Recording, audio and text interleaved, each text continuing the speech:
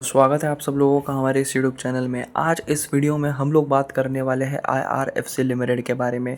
13 मई से लेकर 17 मई तक इस शेयर में क्या हो सकता है उसके बारे में बात करेंगे। पिछले कुछ दिनों से अगर मैं न्यूज़ की बात करूँ तो IRFC का शेयर थोड़ा शांत हमें देखने के लिए मिला, पर गिरावट तो काफ़ी अच्छी खासी हमें देखने के लिए मिली। तो डिटेल में समझेंगे क्या होगा इस शेयर में। तो मैं आप सब लोगों के लिए लाया हूँ एक व्हाट्सएप कम्युनिटी ग्रुप और टेलीग्राम ग्रुप, जिसमें आप लोगों को कंटिन्यूसली अपडेट दिए जाएंगे और इसकी जो लिंक है वो आपको कमेंट सेक्शन में देखने के लिए मिलेगी।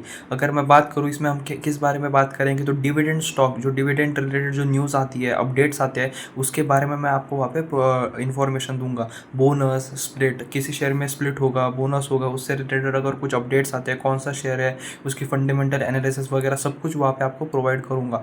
और देखा जाए तो जो Q4 की जो PDFs आती है, जो कंपनीज NSE BSE पे जो अपलोड करती है, एक्सचेंज को जो देती है, उसकी भी कंप्लीट PDF आप देख सकते हो। 20 to 25 पेजेस की जो PDF है वो भी आपको इस ग्रुप में मिलेगी और ऐसे कुछ अपडेट्स आपको देखने के लिए मिलेंगे। लाइक जो भी न्यूज़ आई, जो मैं कवर नहीं कर पाया एक दिन में एक वीडियो में, क्योंकि एक दिन में इतने सारे वीडियोस बनाना पॉसिबल नहीं हो पाते, तो जो बच जाती है न्यूज़ेस वो मैं इस तरह आपको टेलीग्राम ग्रुप और व्हाट्सएप कम्युनिटी पे शेयर कर देता हूँ। तो प्लीज़ ज्वाइन ज़रूर करना, लिंक जो है वो कमेंट सेक्शन में मिल जाएगी।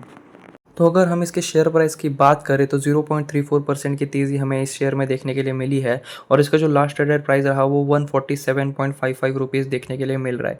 यही शेयर पिछले हफ्ते लगभग 161 रुपीज़ पे ट्रेड कर रहा था, पर अचानक से इसमें 13 से लेकर 14 रुपीज़ की गिरावट हमें देखने के लिए मिली। इसके पीछे सबसे बड़ी वजह जो है वो निफ्टी 50, बैंक निफ्टी, सेंसेक्स काफ़ी अच्छा खासा करेक्शन देखने के लिए मिला और जितने भी शेयर्स थे जिन्होंने थोड़ा यहाँ पे रिटर्न कमा के दिया था उसमें काफ़ी अच्छा खासा करेक्शन हमें देखने के लिए मिला है। अब ये जो चार्ट है ना वो बहुत ज़्यादा इंपॉर्टेंट है आपके लिए, अगर आप इसे ध्यान से समझो। और ये 2-2.5 मिनट का अगर मैं बात करूँ तो उसके ऊपर मैं बात करने वाला हूँ, ये बहुत ज़्यादा इंपॉर्टेंट रहने वाला है। तो प्लीज़ एंड तक इस वीडियो को ज़रूर देखना। ये जो दो रेड लाइन आप देख रहे हो वो 50 डेज मूविंग एवरेज है और 100 डे मूविंग एवरेज है, ठीक है। ये दो बहुत ज़्यादा इंपॉर्टेंट यहाँ पे पार्ट जो है वो निभाने वाले हैं यहाँ पे, ठीक है। तो जो 50 मूविंग एवरेज है, 50 डेज़ का मूविंग एवरेज, वो एक बहुत ज़्यादा स्ट्रॉन्ग सपोर्ट का यहाँ पे काम कर सकता है यहाँ पे IRFC के लिए। इससे क्या इंडिकेट हो रहा है, अब देखिए जो लास्ट जो कैंडल बनी है वो यहाँ पे 50 डेज़ का मूविंग एवरेज को तोड़ दिया था और नीचे की तरफ जा रहा था और उसी दिन उसने फिर से रिकवरी दिखाई और जो क्लोजिंग है वो हमारे 50 डेज़ के मूविंग एवरेज के ऊपर देखने के लिए मिली। तो इससे क्या इंडिकेट हो रहा है, इससे इंडिकेट ये हो रहा है कि आने वाला जो मंडे है, अभी जो कल आएगा ट्रेडिंग सेशन, उसमें हमें एक पॉजिटिविटी देखने के लिए मिल सकती है और ऊपर की तरफ यहाँ से हमें एक मोमेंटम देखने के लिए मिल सकता है। अगर आप थोड़ा पीछे चले फरवरी मार्च में अगर आप देखें तो ये जो 50 डेज़ का मूविंग एवरेज जैसे जैसे चल रहा है ना, शेयर प्राइस में भी हमें वैसे ही उछाल और या फिर डिक्रीज देखने के लिए मिला है। तो ये एक बहुत ज़्यादा इंपॉर्टेंट यहाँ पे काम करेगा और काफ़ी अच्छा खासा सपोर्ट देने का ये काम कर सकता है। वही 100 डेज़ मूविंग एवरेज अगर ये गिरता है और सस्टेन नहीं कर पाता है तो सीधा फिर 100 डेज़ का मूविंग एवरेज हमारे लिए इंपॉर्टेंट बन जाएगा, जो लगभग 139.55 के आसपास देखने के लिए मिलेगा और उम्मीद है कि इतना नीचे ये शेयर ना जाए, ठीक है।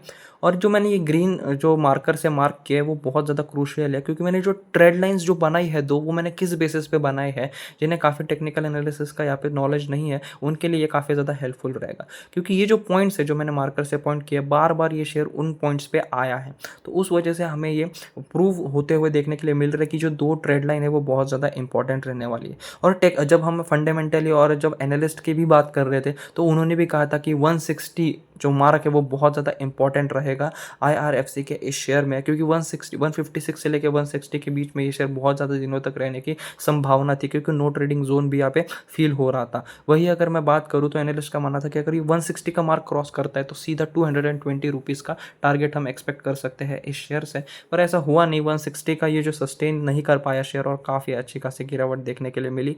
फिलहाल अगर देखा जाए तो 147.55 रुपीज़ पे ये शेयर ट्रेड कर रहा है।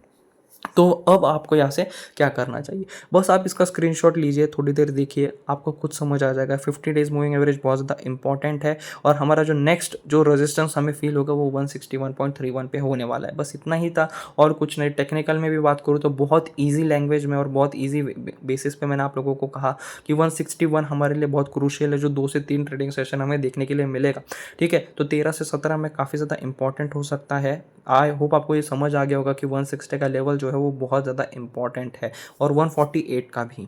तो अब हमारे लिए दो सिनेरियो बन रहे हैं। अगर ये शेयर नीचे की तरफ जाता है तो 140 के आसपास हमें देखने के लिए मिल सकता है। वहीं अगर ये ऊपर की तरफ जाते तो 160 पे एक अच्छा खासा रेजिस्टेंस फील होगा। और अगर पिछले बार ये सस्टेन नहीं कर पाया था, पर अगर इस बार ये तोड़ पाता है उसे सस्टेन करके थोड़ी देर और अच्छा ब्रीच कर जाता है, तो हमारा नेक्स्ट टारगेट यहाँ पे 220 रुपीज़ तक का हो सकता है। फिर बीच में हमें बहुत ज़्यादा तकलीफ यहाँ पे नहीं होगी।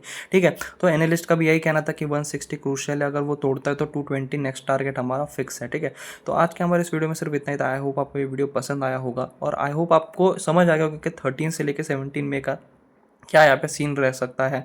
और इतना कुछ न्यूज़ेस की बात करूँ तो अभी कुछ न्यूज़ेस हमें इस शेयर में देखने के लिए नहीं चल रहा है। पूरा जो मार्केट है अभी फिलहाल टेक्निकल बेसिस पे, और जो करेक्शन हमें देखने के लिए मिला थोड़ा बहुत वही, और करेक्शन के पीछे भी कोई बहुत बड़ी वजह नहीं है। बेसिकली काफ़ी टाइम तक हमारा जो मार्केट है वो अच्छा खासा हाइज लगा रहा था, तो थोड़ा करेक्शन तो एक्सपेक्टेड ही था, वो हमें देखने के लिए मिल चुका है। तो अब हम एक्सपेक्ट कर सकते हैं कि अब थोड़ा एक मूव हमें ऊपर की तरफ देखने के लिए मिल जाए। आज के हमारे इस वीडियो में सिर्फ इतना ही था। आई होप आपको ये वीडियो पसंद आया होगा। अगर आपको ये वीडियो पसंद आया हो तो प्लीज़ इस वीडियो को लाइक ज़रूर करना और चैनल को सब्सक्राइब ज़रूर करना। Thanks for watching, please subscribe.